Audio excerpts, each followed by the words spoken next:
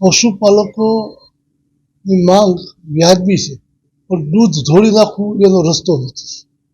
કોઈ પણ કુદરતી જણસ દૂધ હોય કે કૃષિ ઉત્પાદન હોય એને રોડ પર વેડફી નાખવું, ધોળી નાખવું એ યોગ્ય નથી. એને યોગ્ય શિક્ષણ પણ આપવું જોઈએ અને યોગ્ય ભાવ મળે, એમને પોસાય એવા ભાવ મળે એ આપવા જરૂરી છે. કારણ કે જે મહેનત કરી રહ્યા છે, જે પશુપાલન વ્યવસાય સાથે હોય એને જ ખબર પડે દૂધની કિંમત ભાવ વધી ગયા એની વાતો કરીએ છીએ. પાન મસાલોથી માંડીને પિક્ચર, માંડીને બાકી સિરિયલ, મોબાઈલ, એમાં આવતી એના જે ભાવ વધારે છે એની કોઈ ચર્ચાઓ નહીં કરીએ. જે ઉડીને આંખે દેખાય તેલના ભાવ વધી ગયા, તો વર્ષમાં તેલ કેટલું વધે?